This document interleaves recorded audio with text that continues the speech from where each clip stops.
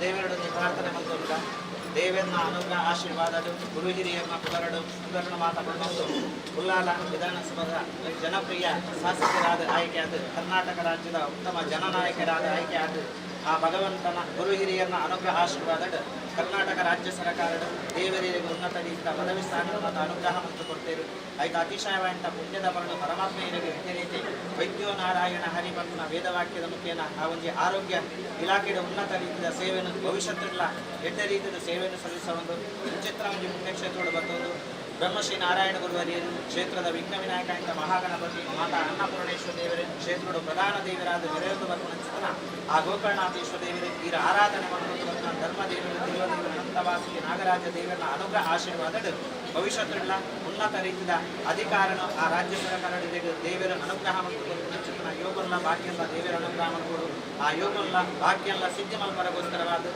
ಭವಿಷ್ಯದ ದಕ್ಷಿಣ ಕನ್ನಡ ಜಿಲ್ಲೆಗಳ ಉತ್ತಮ ರೀತಿಯ ಪಕ್ಷನ ಸಂಘಟನೆ ಮಲ್ತೊಂದು ಐನ ಅಧಿಕಾರ ಬದಲು ಭವಿಷ್ಯದ ಉತ್ತಮ ರೀತಿಯ ಜನನಾಯಕರಾದ ಭವಿಷ್ಯದ ರಾಜ್ಯದ ಮುಖ್ಯಮಂತ್ರಿ ಆಗುವಂಚಿನ ಯೋಗ ಭಾಗ್ಯನ ದೇವರಿನ ಪಾಲಕ ಅನುಗ್ರಹ ಮಾಡ್ಕೊಡು ಆ ಯೋಗಲ್ಲ ಭಾಗ್ಯಲ್ಲ ಸಿದ್ಧಿ ಮಲ್ಪರಗೋಸ್ಕರವಾದ ಚಿಕ್ಕನ ಸಾಹಿತ್ಯಡು ಬಂದು ಆ ಭಗವಂತನ ಅನುಗ್ರಹ ಪ್ರಸಾದ ಪಡೆಯನಪ್ಪ ಈಗ ಮನೆತನದ ಕೀರ್ತಿಲ್ಲ ವಂಶದ ಕೀರ್ತಿಲ್ಲ ಭವಿಷ್ಯದ ಆ ಮುಂಚೆ ಉನ್ನತ ರೀತಿಯ ರಾಜ್ಯದ ಅಧಿಕಾರ ತಿಕ್ಕಿನ ಚಿತ್ರನ ಸಮಯ ಸಂದರ್ಭದ ಬಂದು ಆ ದೇವರನ್ನ ಅನುಗ್ರಹ ಪ್ರಸಾದ ಪಡೆಯನಲ್ಪ ನೆನೆತನ ಕಾರ್ಯನ ಆ ಗುರು ಗೋಕರ್ಣಾಧೀಶ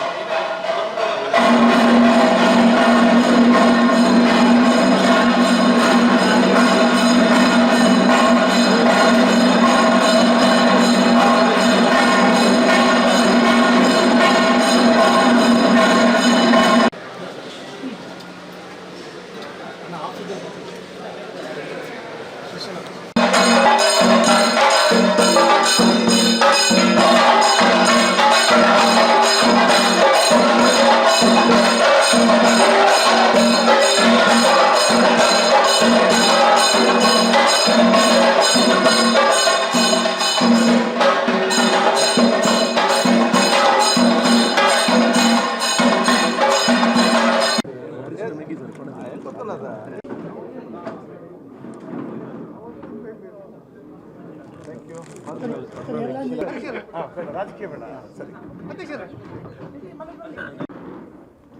3 ವರ್ಷ ತನಕ ರಾಜ್ಯದ ಸಭಾಧ್ಯಕ್ಷನಾಗಿ ತನ್ನ ಕೆಲಸ ನಿರ್ವಹಿಸಿ ಇದೀಗ ಸರ್ವರ ಆ ಒಂದು ವಿಶೇಷವಾದ ಪ್ರಾರ್ಥನೆ ಮತ್ತು ಆಶೀರ್ವಾದ ಮುಖಾಂತರ ಕರ್ನಾಟಕ ಸಚಿವರಾಗಿ ಇವತ್ತು ಮಂಗಳೂರಿಗೆ ಪ್ರಥಮವಾಗಿ ಭೇಟಿಯಾದ ಸಂದರ್ಭದಲ್ಲಿ ಇವತ್ತು ನಾವು ಪ್ರಥಮವಾಗಿ ನಮ್ಮ ಇತಿಹಾಸ ಪ್ರಸಿದ್ಧ ಪವಿತ್ರವಾದ ಸೈಯದ್ ಮದನಿ ದರ್ಗಾ ಉಲ್ಲಾಸ ಸೈಂಟ್ ಸಮಿತ್ ಚರ್ಚ್ ಮತ್ತು ಇತಿಹಾಸ ಪ್ರಸಿದ್ಧ ಪವಿತ್ರವಾಗಿರುವಂತಹ ಶ್ರೀ ಗೋಕರ್ಣೇಶ್ವರ ದೇವಸ್ಥಾನಕ್ಕೆ ಬಂದು ಬಹುಶಃ ನಾವೆಲ್ಲರೂ ಪ್ರಾರ್ಥನೆ ಸಲ್ಲಿಸಿ ಸರ್ವರ ಆಶೀರ್ವಾದ ಪಡೆದುಕೊಂಡು ಒಂದು ಅತ್ಯಂತ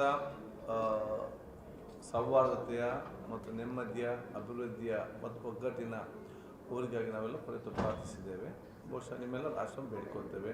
ನಮ್ಮ ಜೊತೆಯಲ್ಲಿ ನಮಗೆ ಸಂತೋಷ್ ನಮ್ಮ ಈ ಕ್ಷೇತ್ರದ ಅಧ್ಯಕ್ಷ ಜಯರಾಜರವರು, ಅದೇ ರೀತಿ ಕಾರ್ಯದರ್ಶಿಯಾದ ಪದ್ಮರಾಜರವರು, ಕೋಶಾಧಿಕಾರಿಯಾಗಿರುವ ಪದ್ಮರಾಜರವರು, ಕಿಶೋರ್ ಅವರು, ದೇವೇಂದ್ರ ಅವರು, ಕೃತಿನ್ ಅವರು, ಅದೇ ರೀತಿ ನಮ್ಮ ದೇವೇಂದ್ರ ಪೂಜಾರಿ ಅವರು, ಮಹಿಳಾ ಅಧ್ಯಕ್ಷ ರಮನಾಥ್ ಕಾರಂದ್ ಅವರು, ನಮ್ಮ ಜಿಲ್ಲಾಧ್ಯಕ್ಷರಾದ ಇದ್ದಾರೆ. ಬಹುಶಃ ಎಲ್ಲ ಆಶೀರ್ವಾದ ನಾವು ಬೇಡಿಕೊಳ್ತೇವೆ. ಸರ್, ಇವತ್ತೇನು ಜನಸಾಮಾನ್ಯರ ಆಶೀರ್ವಾದ ಮುಖಾಂತರ ಆರೋಗ್ಯ ಖಾತೆ ಇವತ್ತು ಸಿಕ್ಕಿದೆ, ಅದನ್ನು ಇಂದಿನ ನಮ್ಮ ಸಚಿವರ ಉತ್ತಮವಾದ ಎಲ್ಲ ಕೆಲಸಗಳನ್ನು ಇನ್ನಷ್ಟು ಮುಂದಕ್ಕೆ ಉತ್ತಮವಾಗಿ ತಗೊಂಡು ಹೋಗಿ ಸಮಾಜದ ಸಮಸ್ಯೆಯನ್ನು ಅರ್ಥ ಮಾಡಿಕೊಂಡು ಜನರ ಆರೋಗ್ಯ ಸಂಬಂಧಪಟ್ಟಾಗೆ ತನ್ನ ಸೇವೆಯನ್ನು ಮಾಡಲಿಕ್ಕೆ ನಾನು ನನ್ನ ಕೆಲಸ ಪ್ರಾರಂಭ ಮಾಡಿದ್ದೇನೆ. ಅದಕ್ಕೆಲ್ಲ ಸಾಕು ನನಗೆ ಅತಿ ಅಗತ್ಯ ಅಂತ ಹೇಳಲಿಕ್ಕೆ ನಾನು ಇವತ್ತು ಬಯಸ್ತೇನೆ. ಮತ್ತು ಸರ್ವರಿಗೂ ಕೂಡ ನನ್ನ ಕತೆ ನಾನು ಇವತ್ತು ಸಲ್ಲಿಸ್ತೇನೆ. ನನ್ನ ಕೆಲಸ ಜಾಸ್ತಿ ಆಗ್ಬೋದು, ಕೆಲಸ ಕಡಿಮೆ ಆಗ್ಬೋದು. ಒಂದು ಮಾತೊಂದು ಸ್ಪಷ್ಟ, ನಾನು ಯಾವುದೇ ಕೆಲಸ ಇರಲಿ ಮಾತಿರಲಿ, ಅದು ನಮ್ಮ ಜಿಲ್ಲೆಯ ನಮ್ಮ ಕ್ಷೇತ್ರದ ಜನಸಾಮಾನ್ಯ ತಲೆ ಎತ್ತಿ ಹೋಗುವಂಥ ಕೆಲಸ ಅಲ್ಲದೆ ತಲೆ ತಗ್ಗಿಸುವಂಥ ಕೆಲಸ ಯಾವುದು ನಾನು ಮಾಡೋದಿಲ್ಲ ಅಂತ ಹೇಳಲಿಕ್ಕೆ ನಾನು ವಹಿಸಿ ಎಲ್ಲರ ಆಶೀರ್ವಾದ ನಾನು ಇವತ್ತು ಕೇಳಿಕೊಳ್ತೇನೆ. ಈಗ ನೀವು ಸಚಿವ ಸ್ಥಾನ ವಹಿಸ್ಕೊಂಡು ನೀವೇ ಫಸ್ಟ್ ಹಾಸ್ಪಿಟಲ್ ವಿಸಿಟ್ ಮಾಡಿಕೊಂಡು ಯಾವ ರೀತಿ ಮತ್ತೊಂದು 2 ವರ್ಷ ಯಾವ ರೀತಿ ಆರೋಗ್ಯ ಇಲಾಖೆ ಆರೋಗ್ಯ ಕ್ಷೇತ್ರ ಇರಬೇಕು ಅಂತ ಒಂದು ಸರ್ಕಾರಿ ಆಸ್ಪತ್ರೆ ಯಾವ ಹಂತದಲ್ಲಿ ಹೇಗೆ ನಡೀತದೆ ಗೊತ್ತಾಗಬೇಕಾದ್ರೆ ಅದು ಮಧ್ಯರಾತ್ರಿ ಹೋದರೆ ಮಾತ್ರ ಸ್ಪಷ್ಟವಾದ ಚಿತ್ರಣ ಗೊತ್ತಾಗ್ತದೆ. ಯಾಕಂತೇಳಿ ಎಲ್ಲ ನಿಗದಿತ ಡಾಕ್ಟರ್ಗಳು ರಾತ್ರಿ ಬರ್ತಾರಾ ಇಲ್ವಾ, ಸಿಬ್ಬಂದಿ ವರ್ಗ ಇರ್ತಾರೆ ಇಲ್ವಾ, ರಾತ್ರಿ ಯಾರು ಬಂದರೆ ಅಲ್ಲಿ ಬೇಕಾದಂಥ ಗಾರ್ಡ್ಗಳು ಅಥವಾ ಅಲ್ಲಿಗೆ ರಿಸೆಪ್ಷನ್ ಮಾತಾಡಲಿಕ್ಕೆ ಜನ ಇದ್ದಾರಾ ಇಲ್ವಾ, ಅಥವಾ ಏನು ಟ್ರೀಟ್ಮೆಂಟ್ ಒಂದು. ಅದು ಎರಡನೇದು, ರಾತ್ರಿ ಹೊತ್ತು ನಮ್ಮ ಡಾಕ್ಟರ್ಗಳಿಗೆ ನರ್ಸಸ್ಗಳಿಗೆ ನಿರ್ಭಯವಾಗಿ ಅಲ್ಲಿ ತಮ್ಮ ಚಿಕಿತ್ಸೆ ಕೊಡಲಿರುವಂತಹ ಒಂದು ವ್ಯವಸ್ಥೆ ಇದೆಯಾ, ಊರವರು ಸಹಕಾರ ಮಾಡ್ತಾ ಇದ್ದಾರಾ, ಸ್ವಚ್ಛತೆ ಹೇಗಿರ್ತದೆ ಅಂತೇಳಿ ಎಲ್ಲ ಕೂಡ ಗೊತ್ತಾಗಬೇಕಾದ್ರೆ ತಡರಾತ್ರಿ ಹೋದರೆ ಮಾತ್ರ ಸ್ಪಷ್ಟ ಚಿತ್ರವನ್ನು ಪತ್ತೆ ಸಿಗ್ತದೆ. ಮೊನ್ನೆ ಹೋಗಿದ್ದೇನೆ, ಕೆಲವೊಂದು ವಿಚಾರ ಇತ್ತು, ಕೆಲವು ಸೇವೆ ಮಾಡಿದ್ದೆಲ್ಲ ಕ್ರೋಢೀಕರಿಸಿಕೊಂಡು ಈಗ ಒಂದು ಹಂತದ ಮೀಟಿಂಗ್ ಬೆಂಗಳೂರು ಮಾಡಿದ್ದೇನೆ. ಈಗ ನಾಳೆ ಬಹುಶಃ ಜಿಲ್ಲೆಯಲ್ಲಿ ಎಲ್ಲ ವೈದ್ಯರು ನಾನು ಮೀಟಿಂಗ್ ಕರೆಸಿ ತಳಮಟ್ಟದ ಸಮಸ್ಯೆ ವಿವಿಧ ಯೋಜನೆ ಏನಿದೆ ನೋಡಿಕೊಂಡು ಮುಂದಿನ ಬ್ಯಾಂಕ್ ಕೂತ್ಕೊಂಡು ಚರ್ಚಿಸಿ ಯಾವುದು ಸರಿ ಇಲ್ಲ ಅದನ್ನು ಸರಿಪಡಿಸುವಂಥ ವ್ಯವಸ್ಥೆ ಮಾಡ್ತೇನೆ. ರಾಜ್ಯದ ಯಾವುದು ಪ್ರಾಥಮಿಕ ಆರೋಗ್ಯ ಕೇಂದ್ರ ಹಾಸ್ಪಿಟಲ್, ಗೌರ್ಮೆಂಟ್ ಹಾಸ್ಪಿಟಲ್, ಅದಕ್ಕೆ ದಿಢೀರನ್ನೇ ರಾತ್ರಿ ಹೊತ್ತು ನೀವು ಭೇಟಿ ನೀಡುವಂಥ ಪ್ಲ್ಯಾನ್ಗಳನ್ನು ಹಾಕೋದು? ಖಂಡಿತವಾಗಿ ಎಲ್ಲ ಕಡೆ, ಯಾಕಂತ ಹೇಳಿದರೆ ಎಲ್ಲ ಕಡೆ ಅವರವರಿಗೆ ನಿಗದಿತ ಸಮಯದಿರುವಂಥ ವೈದ್ಯರು ಅವರವರ ಆಸ್ಪತ್ರೆಗಳು ಇರಬೇಕು. ಅದು ಜವಾಬ್ದಾರಿ. ಮತ್ತು ಇದು ನನ್ನ ಒಬ್ಬನ ಜವಾಬ್ದಾರಿ ಮಾತ್ರ ಅಲ್ಲ, ಲೀಡರ್ಗೆ ಭೇಟಿ ಕೊಡೋದು, ನೋಡೋದು. ತಲೆಮಾಡ ಜಿಲ್ಲಾ ನಮ್ಮ ಡಿಸ್ಟ್ರಿಕ್ಟ್ ಅಧಿಕಾರಿ ಹೆಲ್ತ್ ಆಫೀಸರ್ ಇದ್ದಾರೆ, ತಾಲೂಕು ಹೆಲ್ತ್ ಆಫೀಸರ್, ಅವರ ಜವಾಬ್ದಾರಿ ಕೂಡ ಇದೆ. ಅವರು ಕೂಡ ಇವತ್ತು ಆಗಿಂದಾಗೆ ಇನ್ಸ್ಪೆಕ್ಷನ್ ಮಾಡಬೇಕಂತ ನಾನು ಸೂಚಿಸಿದ್ದೇನೆ. ಸರಿ, ಮತ್ತೆ ಹೊರಗಡೆ ಕೆಲವು ವಿಷಯಗಳು ಹೊರಗಡೆ ಓದಿಸಲ್ಲ, ಅದರ ಬಗ್ಗೆ ತನಿಖೆ ಎಲ್ಲಿ ತನಕ? ಇಲ್ಲ, ಅದು ಆಸ್ಪತ್ರೆ ಇನ್ನೂ ಕೂಡ ನಾನು ಹೋಗಲಿಲ್ಲ. ಯಾಕೆಂದರೆ ಅದು 2 ದಿವಸ ಆದಷ್ಟೇ ಪ್ರಿಲಿಮಿನರಿ ಒಂದು ಮೀಟಿಂಗ್ ಮಾಡಿದ್ದೇನೆ. ಫಸ್ಟ್ ನಾನು ಜನರಿಗೆ ಏನು ಸೇವೆ ಕೊಡಬೇಕು ಅದು ನನ್ನ ಮೊದಲ ಆದ್ಯತೆ. ಅದನ್ನು ಸರಿಪಡಿಸೋದು ಆಡಳಿತ ಮಾಡೋ ಸಂಬಂಧಪಟ್ಟ ವಿಚಾರ ಮತ್ತೆ ನೋಡುವಂಥ. ಈಗ ಇಲ್ಲಿ ಯಾವ ರೀತಿ ಗೌರ್ಮೆಂಟ್ ಹಾಸ್ಪಿಟಲ್ಗಳಿಗೆ ಮತ್ತು ಪ್ರೈವೇಟ್ ಹೆಲ್ತ್ ಸೆಂಟರ್ಗಳಿಗೆ ಪ್ರೈವೇಟ್ ಮೆಡಿಕಲ್ ಕಾಲೇಜಿಂದ ಏನು MOU ಸಹಿ ಮಾಡಿಸ್ಕೊಂಡಿದೆ, ಆ ಥರ ಇಡೀ ರಾಜ್ಯದಲ್ಲಿ ಆ ಥರದ ಏನಾದರೂ ಯೋಜನೆ ಮಾಡ್ತೀವಿ? ನೋಡಿ, ಎಲ್ಲಿ ಎಲ್ಲ ಸರ್ಕಾರಿ ವೈದ್ಯರು ಮತ್ತು ಡಾಕ್ಟರ್ಗಳು ಮತ್ತು ಸಿಬ್ಬಂದಿ ವರ್ಗದವರು ಇದ್ದಾರೆ, ಅಲ್ಲಿ ಯಾವುದನ್ನು ಕೂಡ ಯಾರಿಗೆ ವಹಿಸುವಂಥ ವಿಚಾರ ಇಲ್ಲ. ಎಲ್ಲಿಯಾದರೂ ಕೆಲವೊಂದು ಕಡೆ ಅಲ್ಲಿ ಉತ್ತಮವಾದ ಬಿಲ್ಡಿಂಗ್ ಇದೆ, ಇನ್ಫ್ರಾಸ್ಟ್ರಕ್ಚರ್ ಇದೆ, ಕೆಲವೊಂದು ಡಾಕ್ಟರ್ ಮಾತ್ರ ಇದ್ದಾರೆ, ಕೆಲವೊಂದು ಇರುವುದಿಲ್ಲ. ಆಗ ನಾವು ಅವರ ಸಹಕಾರ ತಗೊಳ್ಳೋದು ಮಾತ್ರ. ಅದು ಆಡಳಿತ ವ್ಯವಸ್ಥೆ ನಮ್ಮ ಇದ್ದಂಥ ವೈದ್ಯರಿಗೆ ಹೆಚ್ಚುವರಿಯಾಗಿ ಕೊಡುವಂಥದ್ದು. ಒಂದು ಮದರ್ ಆ್ಯಂಡ್ ಚೈಲ್ಡ್ ಆಸ್ಪತ್ರೆಯಿಂದ ಮಕ್ಕಳ ತಾಯಿ ಮತ್ತು ಮಕ್ಕಳ ಆಸ್ಪತ್ರೆಯಲ್ಲಿ ಕಡ್ಡಾಯವಾಗಿ 3 ಜನ ಬೇಕೇ ಬೇಕು. ಒಂದು ಮಕ್ಕಳ ವೈದ್ಯರು ಬೇಕು, ತಜ್ಞರು ಬೇಕು, ಪೀಡಿಯಾಟ್ರಿಷಿಯನ್ ಬೇಕು. ಇನ್ನೊಂದು ಹೆರಿಗೆ ತಜ್ಞರು ಬೇಕು, ಗೈನಕಾಲಜಿಸ್ಟ್ ಬೇಕು. ಇನ್ನೊಂದು NSCC ಬೇಕು. ಈ 3 ಜನ ಬೇಕು. ಒಂದು CSA ತಾಲೂಕು ಮತ್ತು ಜಿಲ್ಲೆ ಗೊತ್ತಾಗೋದಿಲ್ಲ, ಬೇಕಾದ್ರೆ ಡಾಕ್ಟರ್ಸ್ ಇರ್ತಾರೆ. ಕಮ್ಯುನಿಟಿ ಹೆಲ್ತ್ ಸೆಂಟರ್ನಲ್ಲಿ ಅಲ್ಲಿ ಒಂದು ಗೈನಕಾಲಜಿಸ್ಟ್ ಬಂದರೆ ಅಲ್ಲಿ ಪೀಡಿಯಾಟ್ರಿಷಿಯನ್ ಇರೋದಿಲ್ಲ. ಕೆಲವೊಮ್ಮೆ ಪೀಡಿಯಾಟ್ರಿಷಿಯನ್ ಇದ್ದರೆ NSCC ಇರೋದಿಲ್ಲ. ಆವಾಗ ಅದನ್ನು ಗುರುತಿಸಿಕೊಂಡು ಅಲ್ಲಿ ಏನು ಕೊರತೆ ಇದೆ ಅದನ್ನು ನಾವು ಫ್ರೀಯಾಗಿ ನಾವು ಆ ವ್ಯವಸ್ಥೆ ಆಸ್ಪತ್ರೆಯನ್ನು ಸಹಕಾರ ಪಡೆದುಕೊಂಡು ಕೆಲಸ ಮಾಡಿಸಿದ್ರೆ ತಪ್ಪೇನಿದೆ? ಹಿಂದೆನೂ ನೀವು ನಿಮ್ಮ ಅಂದ್ರೆ ಇದು ವ್ಯವಸ್ಥೆ ಬರೋಕ್ಕಿಂತ ಮುಂಚೆನೆ ಹಿಂದೆನೂ ಉಳ್ಳಾಲದಲ್ಲಿ ಹಾಸ್ಪಿಟಲ್ನಲ್ಲಿ ಎಲ್ಲ ಬಂದು ಮಾಡ್ತಾ ಇದ್ರು. ಈಗ MOU ಇಂದ ಏನು ಅಂದ್ರೆ ಈಗ ಇದರಿಂದ ಮುಂಚೆ ಯಾರು ಕೂಡ ಮಾಡ್ತಿರ್ಲಿಲ್ಲ, ಬಂದು ಯಾರು ಕೂಡ ಮಾಡ್ತಿರ್ಲಿಲ್ಲ. ನನ್ನದೇ ಅನುಭವ ನನಗೆ ಉಳ್ಳಾಲದಲ್ಲಿ ಆಗಿದೆ. ನಾನು ಅಷ್ಟು ದೊಡ್ಡ ಆಸ್ಪತ್ರೆ ಅಷ್ಟು ಚಂದ ಎಲ್ಲ ಇನ್ಫ್ರಾಸ್ಟ್ರಕ್ಚರ್ ಇಟ್ಟುಕೊಂಡು ನನಗೆ 4-5 ವರ್ಷಗಳು ಬಹುಶಃ ಅಲ್ಲಿ ಪೇಷಂಟ್ಗಳೇ ಬಹುಶಃ ಇವತ್ತು ಬರೀ 60ಕ್ಕೆ ಸೀಮಿತವಾಗಿತ್ತು. ಈಗ ನಾನೇ ಅದಕ್ಕೊಂದು ಆವತ್ತು ಪಾಲಿಸಿ ಮಾಡಿ 100 ರಾಜ್ಯ ಮಟ್ಟದ ರೂಲ್ಸ್ ಮಾಡಿ ಇಡೀ ರಾಜ್ಯದಲ್ಲೇ ಫಸ್ಟ್ ಒಂದು ಹಾಸ್ಪಿಟ್ಲನ್ನು CSR ಫಂಡಿನಲ್ಲಿ ಒಂದು ವೈದ್ಯಕೀಯ ಕಾಲೇಜಿನವರನ್ನು ವಹಿಸಿಕೊಂಡು ಇದೀಗ ಅಲ್ಲಿ ಬರೀ ಈ 3 ಡಾಕ್ಟರ್ ಅಲ್ಲಿ ನಮ್ಮ ಮುಂಚೆ ಗೈನಕಾಲಜಿಸ್ಟ್ ಕೂಡ ಇರಲಿಲ್ಲ, ಬರ್ತಿದ್ರು 8 ತಿಂಗಳಿಗೂ ಹೋಗ್ತಿದ್ರು. ಇನ್ನೊಬ್ಬರು ಬರ್ತಿದ್ರು, ಅವ್ರು ವರ್ಷಕ್ಕೆ ಅವ್ರಿಗೂ ಹೋಗ್ತಿದ್ರು, ಯಾರಿಗೂ ನಿಲ್ಲಿಸಲಿಕ್ಕೆ ಆಗ್ತಾ ಇರಲಿಲ್ಲ. ಇದೀಗ ಹಾಗೆಲ್ಲ ಗೈನಕಾಲಜಿಸ್ಟ್, ಪೀಡಿಯಾಟ್ರಿಷಿಯನ್ ಮತ್ತು NSCC ಅದರ ಜೊತೆಯಲ್ಲಿ ಫಿಸಿಷಿಯನ್, ಡರ್ಮಟಾಲಜಿಸ್ಟ್ ಯಾವುದೆಲ್ಲ ಡಾಕ್ಟರ್ ಬೇಕು ಆ ಎಲ್ಲ ವೈದ್ಯರು ಅಲ್ಲಿ ಬಂದು ಅಲ್ಲಿ ಬಹುಶಃ ಅಲ್ಲಿ ಅವರಿಗೆ ಅವ್ರ ಪೇಷಂಟ್ ಆಗಿ ನೋಡೋದು ವಿಚಾರ ಇದೆ.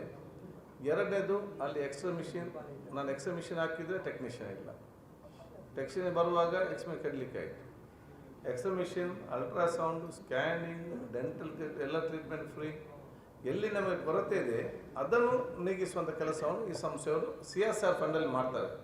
ನಾವು ಪೇಷಂಟ್ ಕೂಡ ಎಲ್ಲ ಕೂಡ ಫ್ರೀಯಲ್ಲಿ ಇಂದಿನ ಸರ್ಕಾರಿ ಆಸ್ಪತ್ರೆ ಏನು ವ್ಯವಸ್ಥೆ ಇದೆಯಾ ಅಷ್ಟಲ್ಲದೆ ಆ ಆಸ್ಪತ್ರೆಗೆ ಒಂದು ನಯ ಪೈಸು ಕೂಡ ಎಡಿಷನಲ್ ಚಾರ್ಜ್ ಮಾಡಲಿಕ್ಕೆ ಅವ್ರಿಗೆ ಯಾವುದೇ ಅಧಿಕಾರ ಕೂಡ ಇವತ್ತು ಅವ್ರ ಮೇಲೆ ಬಹಳ ರಿಲೈ ಆದಾಗ ಆಗಿಲ್ವಾ ನೀವು ಪ್ರೈವೇಟ್ ಇವ್ರ ಮೇಲೆ? ಯಾಕೆ ಅಲ್ಲ, ನಿಮ್ಮ ಡ್ಯೂಟಿ ಇರೋದು ನೀವು ಸರ್ಕಾರಕ್ಕೆ improve facilities to have the personnel they duty correct, ನಾನು ಇಲ್ಲ ಅಂತ ಹೇಳೋದಿಲ್ಲ. ಬಟ್ ಮ್ಯಾನ್ ಪವರ್ಗೆ ಸಂಬಂಧಪಟ್ಟಾಗೆ ನಾವು ಎಷ್ಟೇ 1.5 ಲಕ್ಷ ದುಡ್ಡು ಕೊಡ್ತವರು ಕೂಡ ವೈದ್ಯರು ನಮಗೆ ಬರ್ತಾ ಇಲ್ಲ. ವೈದ್ಯರು ಬೌದ್ಧಿಲ್ಲ ಅಂತ ಹೇಳಿದರೆ ಅವನ ಕೃತಿಗೆ ಕೈಯನ್ನು ಬಂದು ಕರೆಸಲಿ ಕೂತ್ಕೊಂಡು ನನಗೆ ಹೇಳಿಕ್ಕಾಗ್ತದ?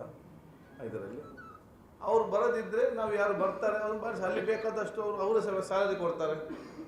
ಇದಕ್ಕೆ ಅವರು ಪಾರ್ಟ್ ಟೈಮಲ್ಲಿ ಬಂದು ಇಲ್ಲಿ ಕೆಲಸ ಮಾಡಿದ್ರೆ ನಮಗೇನು ಪ್ರಾಬ್ಲಮ್? ನಾವು ಜನರಿಗೆ ಸೇವೆ ಸಿಕ್ಕಿದ್ರೆ ಆಯ್ತಲ್ವಾ?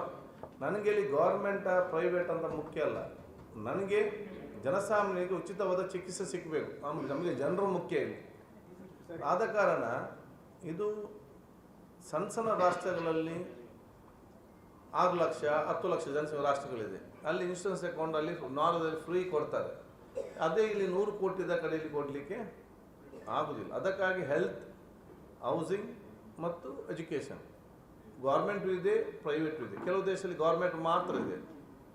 ಅದು ನಮ್ಮ ದೇಶದಲ್ಲಿ ಕೊಡಲಿಕ್ಕೆ ಆಗುವುದಿಲ್ಲ ಅಂತ ಹೇಳಿಕೊಂಡೆ ಇವತ್ತು 2 ಸೆಕ್ಟರ್ ಹೀಗಲ್ಲ, ಅದು ಹಿಂದಿನ ಕಾಲದಲ್ಲಿ ಕೂಡ ಬಂದಂಥ ಒಂದು ಪಾಲಿಸಿ ಆಯ್ತು, private housing, health and education ಸೆಕ್ಟರ್ನಲ್ಲಿ. ಸರ್, ಈಗ ಸರ್ಕಾರಿ ಆಸ್ಪತ್ರೆಗಳಲ್ಲಿ ಮತ್ತು ಪ್ರೈಮರಿ ಹೆಲ್ತ್ ಸೆಂಟರ್ಗಳಲ್ಲಿ ತುಂಬ ಪೋಸ್ಟ್ಗಳು ಖಾಲಿ ಇದೆ. ಅದನ್ನು ಫಿಲ್ ಮಾಡುವ ನಿಟ್ಟಿನಲ್ಲಿ ಯಾವ ರೀತಿ ಕ್ರಮ, ಮತ್ತು MBBS ಕೋರ್ಸ್ ಆದ ಕೂಡಲೇ ವೈದ್ಯರ ಆಗುತ್ತೆ, ರಿಕ್ರೂಟ್ಮೆಂಟ್ ಆಗುತ್ತೆ ಅಂತ ಅದು ಯಾವ ರೀತಿ ನೋಡಿ, ನಮಗೆ ಪರ್ಮನೆಂಟ್ ನಾವು ಇವತ್ತು ನೇಮಕಾತಿ ಮಾಡಲಿಕ್ಕೆ ಈಗಾಗಲೇ ನಾವು ಹಿಂದೆ ಬರೆದಿದ್ದು ಅದನ್ನು ಫಾಲೋಅಪ್ ಮಾಡಿ ತಗೊಂಡು ಅದನ್ನು ಕಾಲ್ ಫಾರ್ ಮಾಡ್ತೇವೆ. ಆವಾಗ ಅದಕ್ಕೆ ಕ್ರೈಟೀರಿಯಾ, ಮೆರಿಟ್ಸ್, ರೋಸ್ಟರ್ ಸಿಸ್ಟಮ್ ಎಲ್ಲ ಇರ್ತದೆ. ಅಲ್ಲಿಯ ತನಕ ನಮಗೆ ಸುಮಾರು ರಾಜ್ಯದಲ್ಲಿ ಒಟ್ಟಾರೆಯಾಗಿ 900 ನಮಗೆ MBBSನ ಕೊರತೆ ಈಗ ಇದೆ ಇದರಲ್ಲಿ ಇಡೀ ರಾಜ್ಯದಲ್ಲಿ. ಅದಕ್ಕಾಗಿ ನಾವು ಎಲ್ಲಿಯಾದರೂ ಕೊರತೆ ಇದ್ದ ಕಡೆ ಯಾರಾದರೂ MBBS ಪಾಸಾಗಿ ಬಂದವರು ಕಾಂಟ್ರಾಕ್ಟ್ ಬೇಸಲ್ಲಿ ಜಾಯಿನ್ ಆಗಲಿಕ್ಕೆ ಇಚ್ಛೆ ಇದ್ದಲ್ಲಿ ಅವರಿಗೆ ನೇರವಾಗಿ 1 ವಾರದೊಳಗಡೆ ಅವ್ರಿಗೆ ಅಪಾಯಿಂಟ್ಮೆಂಟ್ ಲೆಟರ್ ಕೊಡ್ತೇವೆ. ಅವ್ರು ಬರೀ ಏನು ಎಲ್ಲಿಗೆ ಹೋಗ್ಬೇಕಂತಿಲ್ಲ, ನಮ್ಮ ಜಿಲ್ಲಾ ಆರೋಗ್ಯ ಅಧಿಕಾರಿಗೆ ಅವರ ಅರ್ಜಿಯನ್ನು ಕೊಡಬೇಕು. ಜಿಲ್ಲಾಧಿಕಾರಿ ಅವರ ಸರ್ಟಿಫಿಕೇಟ್ ನೋಡಿ DC ಗೆ ಫೈಲ್ ತಗೊಂಡು ಹೋಗಿ ಸೈನ್ ಅವರೇ ತಗೊಂಡು ಬಂದು ಇವನಿಗೆ ಆದೇಶ ಪತ್ರ 1 ವಾರದಲ್ಲಿ ಕೊಡಬೇಕು. 1 ವಾರದಲ್ಲಿ ಅವನು ಕೊಡದಿದ್ದಲ್ಲಿ ಆ DH ಅನ್ನು ನಾವು ಸಸ್ಪೆಂಡ್ ಮಾಡ್ತೇವೆ 5ಕ್ಕೆ. ಮತ್ತು ಪ್ರಥಮ ಬಂದು ಸೇರುವಾಗಲೇ 60,000 ರೂಪಾಯಿಯ ವೇತನ ಕೂಡ ನಾವು ಇವತ್ತು ಕೊಡ್ತೇವೆ. ನಮ್ಗೇನಂತ ಹೇಳಿದರೆ, ಈ ಕಲಿತವರಿಗೆ ಈಸಿಯಲ್ಲಿ ಇಲ್ಲದ ಗೌರ್ಮೆಂಟ್ ಆಫೀಸ್ ಕಾಯೋದು, ಇವತ್ತು ಬನ್ನಿ, ನಾಲ್ದು ಬನ್ನಿ, ಅದು ನೋಡ್ತೇನೆ, ಅದು DC ಹತ್ರ ಹೋಗಬೇಕು, ಅವ್ರು ಕಾಲ್ ಫಾರ್ಮ್ ಮಾಡಲಿಲ್ಲ, 1 ಸಲ ಹೋಗ್ತಾನೆ ರೊಕ್ಕ ಕಲ್ತವನು, 100 ಸಲ ಕಚೇರಿಗೆ ಹೋಗ್ತಾವನು, ಎಲ್ಲಿಗೆ ಬೇರೆ ಕಡೆ ಕೆಲಸ ಸಿಕ್ಕಿಬಿಡ್ತದೆ. ಅದು ಆಗಬಾರ್ದು. ಅವ್ರಿಗೆ ಜಾಬಿಗೆ ಈಸಿ ಆಕ್ಸೆಸ್ ಇರಬೇಕಂತ ಹೇಳಿಕೊಂಡೆ ನಾವು ಈ ಸಿಸ್ಟಮನ್ನು ನಾವು ಇವತ್ತು ಮಾಡಿದ್ದೇವೆ. ಸರ್, ಈಗ ಕೊಟ್ಟಿದ್ದಕ್ಕೆ ಹಿಂದಿನ ಸಚಿವರು ಯಾರಿದ್ರು, ದಿನೇಶ್ ಗುಂಡೂರಾವ್ ಅವರ ವೈಫ್ ಒಂದು ಟ್ವೀಟ್ ಮಾಡಿದ್ದಾರೆ, ಮೆರಿಟ್ ಆ್ಯಂಡ್ ಪರ್ಫಾರ್ಮೆನ್ಸ್ ಮತ್ತು ಲಾಯಲ್ಟಿ ಇದು ಮ್ಯಾಟರ್ ಆಗೋದಿಲ್ವಾ ಅದು ಅಸಮಾಧಾನ ಏನಾದರೂ ಇದೆಯಾ? ಇಲ್ಲ, ನಾನು ಇಲ್ಲ ಅಂತ ಯಾವುದು ಸಬ್ಜೆಕ್ಟ್ ಇಲ್ಲ. ಯಾಕೆ ನಾನು ಅವ್ರ ಸಚಿವರಾಗಿ ನಾನು ಕೂಡ ನೀವು ಜೊತೆ ಅವ್ರ ಮನೆಗೆ ಹೋಗಿದ್ದೇನೆ, ಭೇಟಿಯಾಗಿ ಬಂದಿದ್ದೆ. ಅದಕ್ಕೆ ವಿಚಾರ ಯಾವುದು ಕೂಡ ಸಂಬಂಧನೇ. ಯಾಕಂದರೆ ಅವ್ರಿಗೆ ಸಚಿವ ಸ್ಥಾನ ಕೊಡದೇ ಇದ್ದದಕ್ಕೆ ಏನಾದರೂ ಅಸಮಾಧಾನ ವ್ಯಕ್ತಪಡಿಸ್ತಾರೆ? ಇಲ್ಲ, ನಾನು ಈ ಟ್ವೀಟ್ ನೋಡಲಿಲ್ಲ. ನೀವು ಹೇಳಿದಂಥ ನನ್ನ ಜೊತೆ ಗೊತ್ತಾಗ್ಬೋದು. ಮತ್ತು ಬಹುಶಃ ಇನ್ನು ಎಕ್ಸ್ಪಾನ್ಷನ್ ಇದ್ದೇ ಇರ್ತದೆ. ಯಾರಾದರೂ ಹೈಕಮಾಂಡ್ ಮತ್ತು ಪಕ್ಷ ಇದ್ದು ತೀರ್ಮಾನ ಇವತ್ತು ಮಾಡ್ತದೆ. ಮತ್ತು ಈಗ ಪಕ್ಷದಲ್ಲಿ ಕೆಲವರಿಗೆ ಮತ್ತೆ ಸ್ಥಾನಮಾನ ಕೊಟ್ಟಿಲ್ಲ ಅನ್ನೋದು ಅಸಮಾಧಾನ ಇದೆ. ಸಮೀರ್ ಅವರಿಗೂ ಕೊಟ್ಟಿಲ್ಲ, ಹೌದು, ಸಮೀರ್ ಅವರಿಗೆ ಕೊಟ್ಟಿಲ್ಲ ಅಂದರೆ ಸ್ವಲ್ಪ ಇದೆ. ಸಮೀರ್ ಅವ್ರಿಗೆ ಕೊಟ್ಟಿಲ್ಲ ಅನ್ನೋದೊಂದು ನೋಡಿ, ಎಲ್ಲರಿಗೂ ಕೂಡ ಪಕ್ಷ ಇವತ್ತು ಗುರುತಿಸ್ತದೆ. ಎಕ್ಸ್ಪ್ಯಾನ್ಷನ್ ಇವತ್ತು ಇದೆ. ನಾನಿಲ್ಲಿ ವಿಚಾರ ರಾಜ್ಯಕ್ಕೆ ಬಗ್ಗೆ ನಾನು ಕೂಡ ಮಾತಾಡಲಿಕ್ಕೆ ಹೋಗುವುದಿಲ್ಲ. ಯಾಕೆ ನಮ್ಮತ್ತೆಲ್ಲ ಕೂಡ ಧಾರ್ಮಿಕ ಕ್ಷೇತ್ರದ ಅವರು ಯಾವುದೇ ಪಕ್ಷದಲ್ಲಿ ಇಲ್ಲ, ಅವ್ರು ಬರೀ ದೇವರ ಕೆಲಸದಲ್ಲಿ ಮಾತ್ರ ಇದ್ದಾರೆ. ಅದಕ್ಕೆ ಮುಂದಿನ ಮಾತಾಡೋ ಸಂದರ್ಭ ನಾವು ಮಾತಾಡ್ತೇವೆ. ಒಂದು ವಿಶೇಷ ನಿಮ್ಗೆಲ್ಲರಿಗೂ ನಾವು ಪ್ರಾರ್ಥನೆ ಮಾಡಿದ್ದೇವೆ. ಯಾವುದು ನೀವು ವಹಿಸ್ಕೊಡ್ತೀರಾ? ಅದು ಮುಖ್ಯಮಂತ್ರಿ ಕೇಳಿ ಹೇಳ್ತೇವೆ. ಯಾವುದು ನಾನು ಈಗಾಗಲೇ ಕೋಲಾರದಲ್ಲಿ ಉತ್ಸವ ಸಚಿವನಾಗಿದ್ದೆ, ಚಾಮರಾಜದಲ್ಲಿ ಉತ್ಸವ ಸಚಿವನಾಗಿದ್ದೇನೆ, ಮಂಗಳೂರಲ್ಲಿ ಉತ್ಸವ ಕೆಲಸ ಮಾಡಿದ್ದೇನೆ. ಯಾರ್ದು ಇದ್ದರೆ ಅವರಿಗೆ ಮಂಗಳೂರು ಕೊಟ್ಟು ಅದು ಬೇರೆ ಜಿಲ್ಲೆ ನನಗೆ ಅಲ್ಲಿಯ ಅನುಭವ, ಸಂಸ್ಕೃತಿ ನನಗೆ ಅನುಭವ ಆಗ್ತದೆ ಅಂತ ಹೇಳಿ ಒಂದು ವರ್ಷ ಇದ್ದೇನೆ ಆಗಿದ್ದೇನೆ. ಅದು ಅಲ್ಟಿಮೇಟ್ ಆಗಿ ಮನೆ ಮುಖ್ಯಮಂತ್ರಿ ಅದನ್ನು ತೀರ್ಮಾನ ಮಾಡ್ತಾರೆ. ಆಮೇಲೆ ಕಾದರ್, ಈಗ ಇದಕ್ಕೆ ನೀವು MBBS ಎಲ್ಲಿ ಶಾರ್ಟೇಜ್ ಇರೋದು ಅಲ್ಲಿ ಆಸ್ ಅಗೇನ್ಸ್ಟ್ ಇದನ್ನು ಕೆಲವು ಸರ್ವ್ ಮಾಡ್ತಾರೆ. ಯಾಕಂದ್ರೆ ನಿಮ್ಮ ಇವರೆಲ್ಲ ಮಾಡಿದವರು ಆಸ್ ಅಗೇನ್ಸ್ಟ್ ನಿಮ್ಮ ಇದಕ್ಕೆ ಅದು ಈಗ ಇಲ್ಲ. ಎಲೋಪತಿ ಡಾಕ್ಟರ್ ಜಾಗದಲ್ಲಿ ಆಯುರ್ವೇದಿಕ್ ಎಲ್ಲಿ ಕೂಡ ಈಗ ಇಲ್ಲ, ಮುಂಚೆ ಇರ್ತದೆ. ಆಮೇಲೆ ಅವರು ಏನಿಗೆ ನಿಮ್ಮ NHM ಅಡಿಯಲ್ಲಿ ಸರ್ವ್ ಮಾಡುವಂಥ ಇವ್ರಿಗೆ ಅವರಿಗೂ ಎಕ್ಸ್ಪ್ಲೈಟೇಷನ್ ಆಗ್ತದೆ ಅಂತೇಳಿ they already approach the court. ಈಗ ಅವ್ರದ್ದು ಏನು ಸ್ಟೇಟಸ್ ಏನಾಗುತ್ತೆ ಅಂದರೆ NHM ಅಡಿಯಲ್ಲಿ ಆಯುರ್ವೇದಿಕ್ ಮೆಡಿಸಿನ್ ಅವರೆಲ್ಲ ನಿಮ್ಮಲ್ಲಿ ಸರ್ವ್ ಮಾಡ್ತಾ ಇರೋರನ್ನ ದೇ ಹ್ಯಾವ್ ಬಿನ್ ಎಕ್ಸ್ಪ್ಲಾಯ್ಟೆಡ್ ಅಂತ ಹೇಳಿ ಅವರು they have not been regularized, their service have not been regularized. National Health Mission NHM ಇದರಲ್ಲಿ ಎಲ್ಲ ಕೂಡ ಕೇಂದ್ರ ಸರ್ಕಾರದ ಗೈಡ್ಲೈನ್ಸ್ ಪ್ರಕಾರವೇ ಅದೇ ಆದೇಶ ಆಗುವಂಥದ್ದು. ಮತ್ತು ಅದು ಮಂಗಳೂರಿಗೆ ಮಾತ್ರ ಮಾಡೋದಲ್ಲ, ಇಡೀ ದೇಶಕ್ಕೆ ಒಂದು ಕಾನೂನು ಮತ್ತು ನಿಯಮ ಇದೆ. ಅದಕ್ಕೆ ಅನುಗುಣವಾಗಿ ನಾವು ನಡೆದುಕೊಂಡು ಹೋಗೋದು ನಮ್ಮ ಜವಾಬ್ದಾರಿಯಾಗಿದೆ. ಆಮೇಲೆ ಇದು ನಿಮ್ಮ ಈಗ ಇನ್ಶೂರೆನ್ಸ್ ಸ್ಕೀಮ್ ಇದೆಯಲ್ಲ ಆರೋಗ್ಯ, ಅದರಲ್ಲಿ ಸೀನಿಯರ್ ಸಿಟಿಸನ್ಸ್ಗೆ ಸೆಂಟ್ರದವರು ಕೊಟ್ಟಿದ್ದಾರೆ ಸೀನಿಯರ್ ಸಿಟಿಸನ್ ಫ್ರೀ ಇದಕ್ಕೆ. Still it's not be implemented here. ಹೇಗೆ ಅಂದರೆ ಅದನ್ನೇನು ತಗೊಳ್ತೀರಾ ಹೇಗೆ ಸರ್? ಇಲ್ಲ, ಅದನ್ನು ನೆಕ್ಸ್ಟ್ ವೀಕ್ ನಾನು ಪರಿಶೀಲನೆ ಮಾಡ್ತೇನೆ. ಸೀನಿಯರ್ ಸಿಟಿಸನ್ ಫಸ್ಟ್ ಕನ್ಸಿಡರ್ ಮಾಡಲೇ ಬೇಕು ಆ ಇದರಲ್ಲಿ. ಯಾಕೆಂತ ನೋಡಿಕೊಂಡು ನಾನು ಚರ್ಚೆ ಮಾಡಿಸಿಕೊಂಡು ಅದು ಒಳ್ಳೆ it's good for the public. Thank you. ನಿಖರ ಸುದ್ದಿ, ಸದಭಿರುಚಿಯ ಕಾರ್ಯಕ್ರಮ. ನೀವು ನೋಡ್ತಾ ಇದ್ದೀರಾ ಕಹಳೆ ನ್ಯೂಸ್, ಸಮಾಜದ ಜಾಗೃತಿಗಾಗಿ ವಸ್ತುನಿಷ್ಠ ವರದಿ.